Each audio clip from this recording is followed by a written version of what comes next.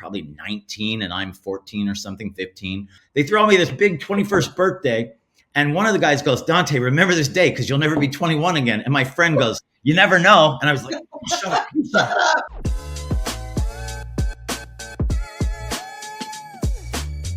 Bettina Sastoque here with the All-Star Collaboration Podcast. So today's guest has rocked over 40 TV shows, starred on NBC's Last Comic Standing, and holds the record for the most B.E.T. comedy awards. As an actor, he's appeared in over 20 films and TV shows and was the spokesperson for Miller Beer. He starred on his own B.E.T. sitcom called The Blackberry Inn and has written, directed, and produced numerous films and commercials. He's a writer, a director, producer, and the mastermind behind Golden Artists Entertainment. Joining us today is none other than the multi-talented Dante! Thank you. Thanks for having me. So Dante, 40 years with TV shows, doing all the things, and just being great and fabulous. And thank you for your time on this, by the way. Thank you. Thanks for having me. Yeah, I've done this a long time. I started when I was 15 as a comedian and an actor much before that. But yeah, it's been a crazy road. How did you get started so young? I actually started at 7 years old, if you can believe it. I lived on a military base called China Lake in the middle of nowhere, California, in the middle of the Mojave Desert, this very secretive base. And my father was, I don't even know what you call his job. He was in charge of presidents, astronauts, secretaries of the Navy, all these visitors, Saudis, whoever was coming. And then he was also in charge of all of the entertainers that came. And so when I was a little kid, I was, meeting people like Ray Charles. Like, come on. In my little town, wow. my head was exploding. But what changed my world was one day, me and my little friend Jared, we were big fans of stand-up comedy, and we even had memorized albums, like we had Richard Pryor album memorized and, Cheech and Chong. And what's crazy about the Cheech and Chong album, it was banned on our base. Like we had something illegal on us, you weren't supposed to buy because they talked about drugs. And on a military base back in the 70s, it was illegal. They wouldn't even show their movies on our base. It was kind of crazy. But anyway, this an improv group came from, I think, LA, and they came to my town, and my dad said, well, you can come see this show because it's, kid friendly. And me and my friend sat there and went, oh my gosh, if people can come entertain us with jokes, we can tell jokes in the same town. So I turned to him and I said, we could be the next Cheech and Chong. Do you want to do stand-up? And so we... Oh, no. And it was pretty good. It was pretty good. We didn't go dirty. We weren't dirty. We were actually very clean. Oh, good. The clean version of Cheech and Chong. Yeah. I mean, we were just the team of Cheech and Chong. But yeah, no drug reference, nothing. I actually remember some of our cute little jokes. We did an impression of a television where we'd say, we're going to do impressions of changing the channels. And we'd both turn around. And then I would turn around first and go, hi, I'm Farrah Fawcett. And my favorite food is, and then I'd turn around and he'd go, Alpo dog food. It's the best dog food on the planet. And then, it was just like that, on and on and on. And then I'd flip around and say something to whatever he'd said, and on and on. So that's by ingenious for a kid. Thanks. But by 7, our careers were over because we'd already performed at our school and the other school. So we were done. We had done our backyard. We made all the nickels we could. And so I thought my comedy career was over. And so my parents, they moved us to San Diego when I was 12. By the time I was around 14, I saw signs for the Comedy Store and the Improv. And when I showed up to the Comedy Store with a little buddy of mine named Gerald Wolf, who we became a comedy team again, Dante and the Wolf, until I went solo a couple of years later. But we showed up and there was he's well known now, but he was a friend of mine from junior high and high school. His name is Faison Love. He's in a lot of movies. I don't know if you've seen Elf. You know the movie Elf? Yeah. The heavyset black guy who's the manager in the movie. He's like the main. He's been in a million movies. His name is Faison Love. Anyway, he and I walk up and he is the doorman. And I know he's only like probably 19 and I'm 14 or something, 15. And I'm like, hey, I thought you had to be 21. He's like, you shut up. I look 50. And he did. He looked 50. Great. He goes, so He goes, I'll tell you what, man, I'm going to say we went to school together, but you look way too young. I'll tell them in like that you're like 19 and a half. So in a year and a half, you'll be able to get in here. And sure enough, it worked. He convinced everybody. I even had a fake ID. No one checked it in a year and a half. And what was kind of crazy is only one other person knew at the time when I finally turned 21. And when we walked in, they all threw me a birthday, even though I wasn't 21. It wasn't even my real birthday. It's just a made up date. They throw me this big 21st birthday. And one of the guys goes, Dante, remember this day because you'll never be 21 again. And my friend goes, you never know. And I was like, shut up. Shut up. Oh my gosh. So then what happened? So we went up on our first night. So what would happen is we had to run in for a year and a half. A year and a half, we'd run in, do our show and run out because we're children. Right. And so the law said you can perform, you just can't stay. So we did that. And right away, within the first year, we got on an MTV show and we won money. And it wasn't a lot. They gave us actually a prize. The prize was, I don't know, a spa in Murrieta, California or something like that. But we won. Exactly what these boys wanted. Yeah, exactly. Right. Exactly. We should have given it to our mothers. We didn't even use it because by the time we went to use it, the spa was owned by someone else and they wouldn't honor it. Oh. Anyway, but we took that $25. I'll never forget. My friend had this black curly hair and we came up to Hollywood and for some reason we were looking for props for our act because we were ding-dongs and trying to find something funny. And we spent our whole $25 on a black wig that looked identical to his hair so that halfway through our act, he would just pull that hair off, set it on the table, and he had the exact hair under it. And we just kept going on with our acts. We thought it was so funny. I don't know why, but we did. And I remember our first jokes, and if I offend someone, I apologize, but it was Polish jokes were big in the 80s. And it was just, I don't even know why, because Polish people aren't stupid, but that was the joke. Sort of like blondes. Blondes aren't stupid, but it was always the joke of Polish people or whatever. But anyway, our first joke was a hitchhiker in the rain. And we'd go, and then a Polish hitchhiker in the rain. Anyway, that was our first joke that we ever wrote. So, and you wrote it yourself? Yes. And okay, did it work? Oh yeah, we were very funny. People loved us. We did very well. I thought it was funny. I just needed to check to see if it was just me that thought it was funny, if it really worked. No, it worked with everyone. And then this one lady came up to me one day who was a friend of mine. She goes, I'm Polish and I'm not offended. And I go, oh, thank God, because I think Italian jokes are funny. So what? I think it's actually nicer when someone makes fun of you, I think it's... Right. So you started in comedy in that club. You turned 21 the first time. Yes. And then what happened after that? So here's what really happened. So I worked at that comedy store as a doorman. And one time some guy pulled a gun on me and the police came. And I'm nervous, not about the gun. I'm nervous they're going to find out I'm not 21. Right. So they took my ID, and for some reason, she wasn't looking at I don't know what happened, but they go, do you want to press charges? Absolutely not. No, thank you. So when I did turn 21, and my parents were in on all of this. It's not like they didn't know. So when I did turn 21, I moved up to LA, and, I don't know if anyone checked my ID because I'd worked for the Comedy Store for so long. So I moved up to that Comedy Store right away and became a doorman, and Mitzi Shore, who's Pauly Shore's mom, was the owner, and she made me the manager of her Westwood club that she opened, and things went really well. And then I think within 1 year, I was sort of taken under the wing by Sam Kinison and Richard Pryor and Andrew Dice Clay. Those guys were like sort of my mentors when I first moved to Los Angeles. And then all my friends are now famous, but back then it was like Joe Rogan was there at the Comedy Store. Wow.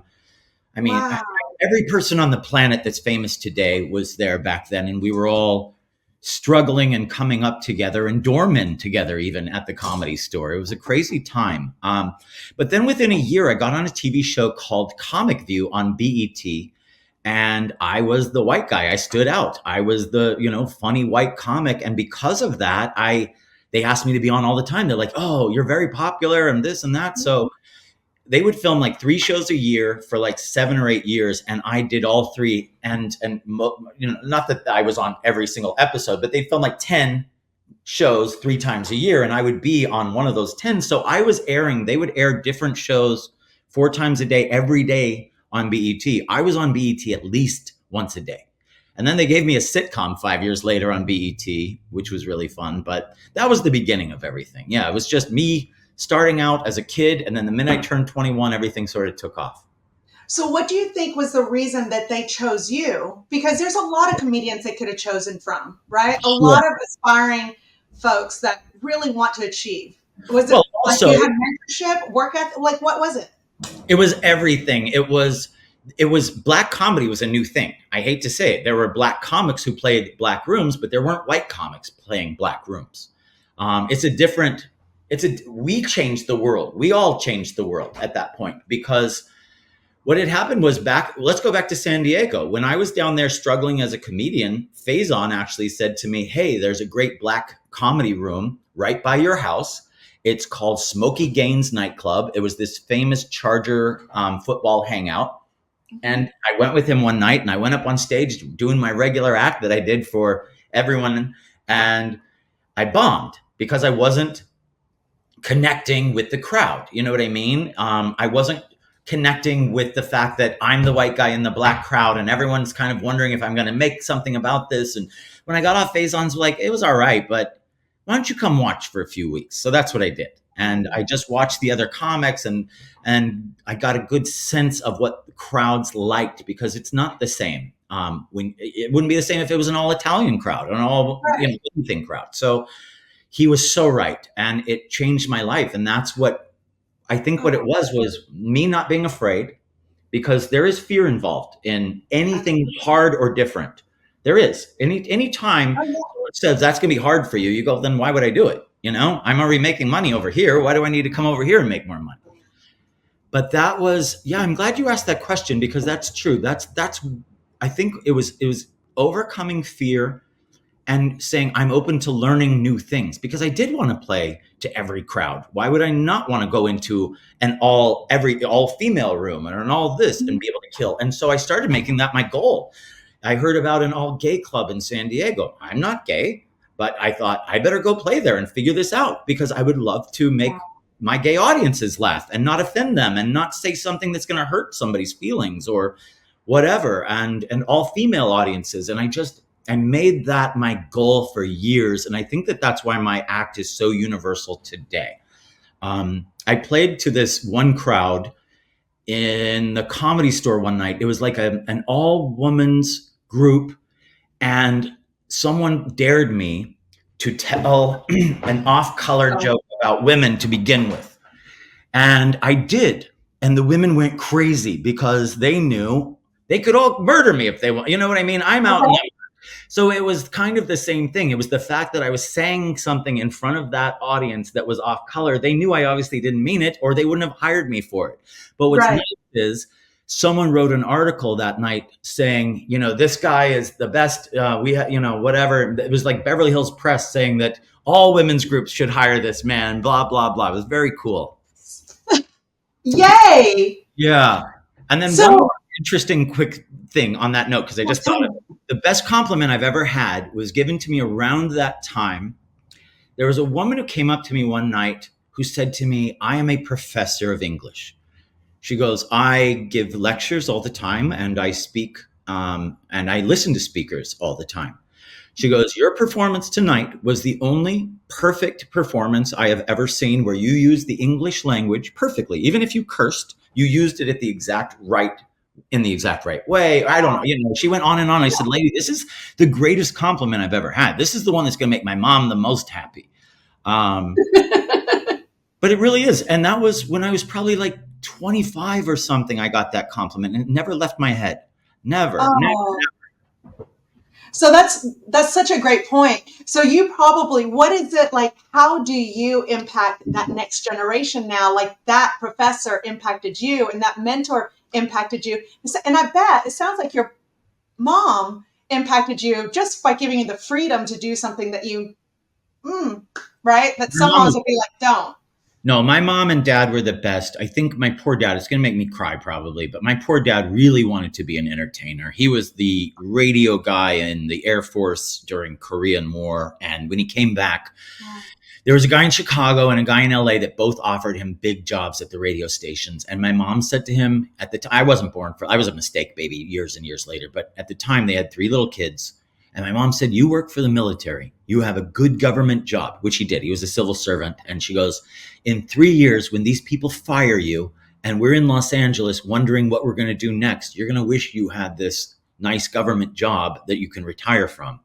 And so my Oh, dad did it. And that's probably why he got into the entertainer part of it and all of that. But my mom, the minute we moved to San Diego and she knew I wanted to be an actor and comedian, she was my biggest supporter, my biggest fan. I had it all. I did. We weren't rich, but boy, they sure supported me. oh, I love that. So how do you give back now, knowing like in, just having those experiences from mentors and I would never give back. That's just not something I'd ever do. I'm just kidding. well, next question. Let me think of something real quick. No, I don't see that. That's not true at all. It's not. From what I know about you, the little bit that I have gotten to know, just checking out. Like, No, I I can tell know you you something get that I big. do. So I put out something on the internet. I actually just filmed one today. It's called Dante's Comedy Tips. These are free tips for comedians. I don't charge for them. Today I made my 268th tip. Some Oh, of these wow. some of these tips are like 20 minutes long. Some are 2 minutes. But there are 268. So if someone wants to be a professional comedian or a professional speaker or anything else and they go to YouTube Dante the Comic, they have 268 free lessons to go through just today. Wow. Dante the Comic. I'm Dante the Comic on everything. Dante the Comic. Easy. But yeah, it's if you go to YouTube and you check that out, I mean, you could be a comedian after I don't even know how many hours that would be. You'd probably have to listen to it for like days, I bet. Well, and then practice it and rehearse it and master it. And I've heard people like who want to learn to speak, right? They say, go learn, go take comedy classes. Someone took comedy classes yesterday from me over Zoom because of the same thing. He goes, "Hey, I own a construction company, and I have to sell the homes. I have to sell the construction. It's the whole business. I'm everything." And he goes, "I'm dry at the job." He goes, "I'm pretty funny in real life, but can you help me be funnier at the job?" So we spent an hour yesterday working on this, and by the end, he goes, "I actually might do an open mic now that you've taught me how to write jokes." I was like, So "Cool." what's the secret behind like being maybe not a comic, but just more open and having that hardiness about that conversation so that people are more open? I think once they get over the fear of anything or the not knowing, because like if you said to me, "What else would you do, Dante?" And I'd be like, "I don't know. I would love to maybe be a musician, but I have zero skills as a musician. I have zero skills. Like I wouldn't know how to get started. I wouldn't know where to find a band. I wouldn't know anything." So I think a lot of it is fear. So when they come to comedy, they're like, "How does someone even tell a joke? I don't even know how to write a joke." So Mhm. I start them out there. I go, "Look, let's start there. I'm going to teach you a science, which is setup, punchline, tag. That's every joke. That's the setup. That's the construction." And so I can break it down for you what that means. So I'll just tell a joke, okay? And then we'll go back and find out what's the setup, what's the punchline, what's the tag. So I'm going to tell you what each one means first, tell the joke, and then we'll go back and decide what it was. So setup is it's everything you need to know leading to the punchline. Okay. We all know what a punchline is. It's the thing that makes you laugh. And it's Right. usually a turnaround, which means I'm going to tell you I'm taking you this way, but then I hit you and we go that way. Right. Gotcha. And then a tag is when they're laughing, ha ha ha ha ha, you throw out one more little mini punchline to keep them laughing. So let's tell the joke and we'll go back and re-examine it. Um, Okay. I got a BB gun for my birthday, and my brother goes, "You got to shoot something with the gun." So I see a bird and I aim and I fire, bang, and the bird fell right down to the bottom of its cage. And my mom was pissed when she got home. All right, so the setup was bought the BB gun, got to shoot something. The bird falling to the bottom of the cage because you thought it'd just fall to the ground, right? Right. Outside. Now it's false. So that's the punchline. The tag is it wasn't even my bird; it's my mom's bird. So now you laugh Right. again. So that's setup, punchline, and tag, and that's so.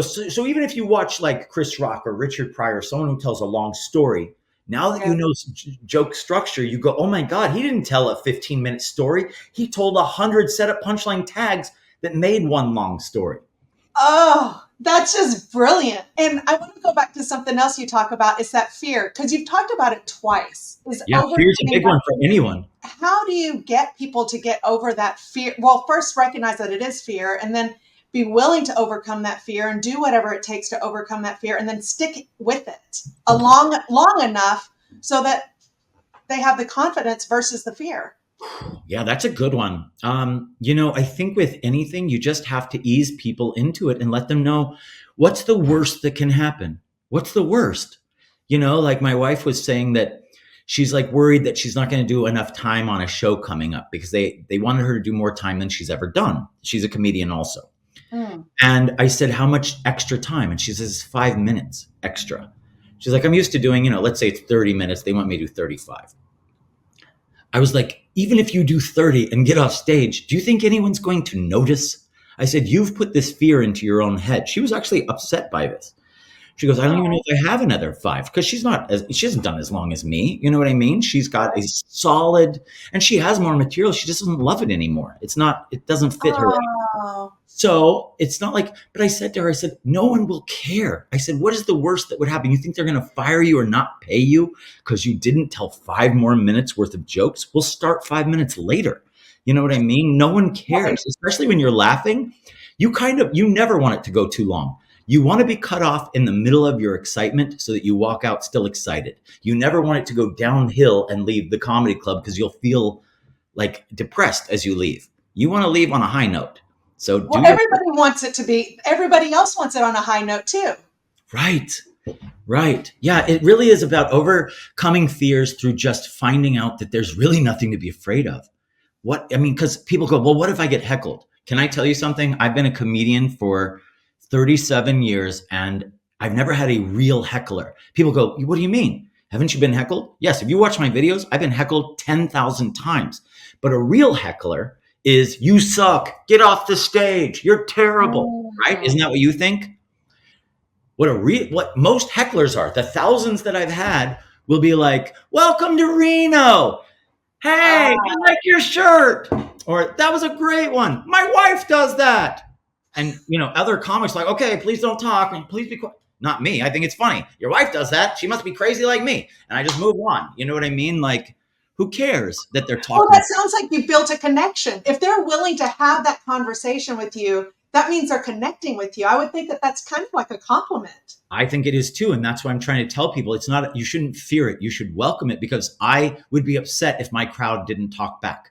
I actually think my crowds are more fun than any crowd you've ever seen. And maybe they've never seen me, but I turn them into it, because the way I've always seen my show is I'm there to be the life of the party. I am. When you go to a party and someone is in that back corner and everyone is standing around them and laughing, and then there's someone over at the bar and they're telling long jokes to someone, and that person's like, okay, this is great. I've never wanted to be that guy. I wanted to be that guy. Always wanted to be that guy, the one in the corner. And not just because he's getting the attention, but because he's actually talking and they're like interacting with him. And so when you come to my shows, people come back 5 nights in a row. They might hear 20 minutes of the same stuff out of 45, let's say, but the other 25 are me dealing with the crowd in ways they didn't see the night before, the night after, the third night. So they're just like, oh my God, it's like a magic trick every night how he, the crowd. A new one. Yes, Yeah. it's a new one. And you never I know. bet it's a little reality TV-ish. It's kind of like, uh-oh, what's going to happen now? Yeah. And also people, let's go with this. People also fear sitting in the crowd. So there's certain clubs that I go to where no one seats them, where they seat themselves. And when they seat themselves, no one sits up front. No one. So the reason, people are afraid to sit up front is they think comics will pick on them. The truth is, maybe there's some out there that do that are amateurs, but a real pro show, you might be talked to, but you're probably not going to get picked on. You know what I mean? No comic is going to look at their audience and start going, you're ugly, you're dumb, you're fat, all the things that hurt inside. You know what I mean? If someone called me one of those things, I'd want to cry. No comic in their right mind does that, because they're there to make you laugh, And so to be afraid of it, I think just get over the fear by doing it. Really, go sit in that front row, because you'll go, God, I could sit there every time. It's really fun. Because nobody else is going to sit there. It's like being at the front of the roller coaster. Oh, that's awesome. That's great advice. What Yeah. else you got? What else I got? Yeah. I think when it comes to just overcoming fears, the rational thing to do that I've always had to do is just say, worst case scenario, what is it? And if that happens, will it ruin my life? No. If someone did heckle me and that was my biggest fear, and they said, boo, get off the stage, so what? I Right. paid for something one time called Landmark Education. I don't know. It used to Ah, yeah. have you ever heard of it? Isn't it a self-improvement Yes. And course? Yeah. so this one lady said, you need to go there. It was my ex-wife. We were going through bad times and I was trying to save my marriage by trying to figure out my life. And I'm going to save you all $400. And it's probably more than that because this was 20 More than years that ago. now. Yeah. Yeah. When I went 20 years ago, it was $400 for a weekend. But I'm going to tell you what they did for the weekend and save you all the money. We go there and there's 1,000 people in the room. And this guy comes out and he says, hi guys, I'm in charge. We're going to start by having you all come up here and speak for like a minute. Mm-hmm. No one took a minute. There's 1,000 of us. Add this up. So we're there on Friday all day from morning till night. Everyone's getting up, telling their story, why they're here. I'm mad at my dad and he hasn't spoken to me in 30 years and blah, blah, blah. And this other person, well, me and this person don't get along and my sister doesn't talk to me. And I'm like, well, me and my wife are going through things. Saturday comes along, same thing. And I'm going, where are the teachers? What have I paid for? And everyone's Right. telling their stories. Sunday comes along, same thing. Same 1,000 people talking and telling their stories. And now it's 5 o'clock and there's 2 minutes to 5. And the guy comes out, he goes, hey, we have 2 minutes left, everybody. I'm really sorry. If you were wondering why you're here, and I can see some of you are starting to get upset because people were, they're like, hey, we've been here and we're talking. You haven't talked. The guy said, I'm going to tell you 2 words. It's what you paid for. So what? So what? He goes, you paid for so what? We're here to tell you so what? You and your wife are having problems? So what? Fix it or don't. Your dad doesn't talk to you. Your sister doesn't talk to you. You've tried, right? You tried 100 times and you came here for a magic pill. So what? Just let it go. Those bills that you're worried aren't going to get paid. Have you ever been thrown out or homeless? No. So what? And even if you were, would you have a mom you can live with, a sister you can go to? Right. So what? So what? And it did change my life.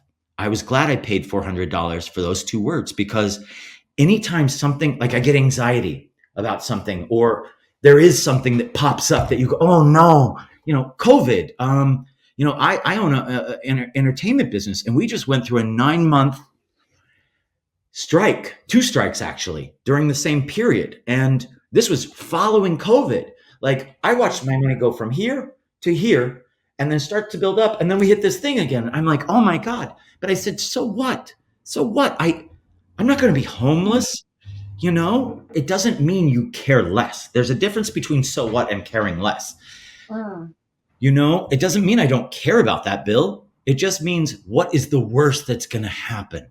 Will you die Right. from it? Will you get a disease? I always think like this. There are worse things in the world. I do have friends who've lost Yeah. children or worse, whole families. I've lost everyone in my family except 2 people, but I don't feel like that's uncommon. Maybe it's more common for people who are 90 and not 50 something, but I did lose everyone, brothers, sisters, everybody by this age. And Oh, goodness. everyone. When my wife, who I've been with 17 years and I met, I must have had 35 close family members. And now I have 3. Oh, Yeah. I can I, okay, if you don't mind, what happened? Oh my God. Oh, and that doesn't even cover friends that died and murders I had to witness and things like this. It was incredible. It was a terrible time. So my sister, no, it started with my brother. My brother, I know everybody is politically charged these days, and if you want to get mad at me, you can. But I am a So Democrat what? and Republican. I'm both. I am. I grew up on a military base. If you're one or the other, that's weird to me on a base because we always voted whoever was going to be best for our base. So that's Yeah. how our military base was. So if it was a Republican that we wanted, we voted. If it was a Democrat we wanted, we voted. Mhm. So it was Obamacare why I brought this up. My brother went to a hospital one day. He was very poor. My brother had struggled with drugs his whole life. He'd never gone to jail or anything, but he worked in Bishop, California at a cruddy motel with his girlfriend and was probably paid $50 a week under the table and blah, blah, blah. And she worked as the front desk lady. One day he felt like he was having a heart attack, so she drove him to Bishop Hospital. And when they got to the parking lot, he said to her, "I'm afraid it's going to cost too much. I feel pretty good now. Maybe I just had gas. Let's go home. I'll take some Pepto-Bismol and blah, blah, blah." When they got home, he jumped in the shower and she found him dead at the end of the shower. Oh. And it was because he couldn't afford to walk into a hospital. This was before Obamacare. Cut to a year later, just 1 year later, it's passed in this country. And because I've been a comedian my whole life and never worked at a job, I got insurance for the first time in my life. I could have been my brother. I could have. Because as a comedian, most of my life, I lived check to check. I lived pretty well, and my checks might be bigger than everyone else, but I also have a million bills. I also live in a more expensive city and all those things. So I lost my brother. Then my sister got ovarian cancer 2 years later and passed away. So my poor parents had to watch this. And then my dad got pancreatic cancer. I didn't tell anyone because my mother got breast cancer and they were more focused on trying to save her life. So when my mother died, I went, "Oh my God, my poor dad's getting so skinny. He's thinking about my mom." And then I took him to the doctor and he goes, "No, I told him 3 years ago he had pancreatic cancer."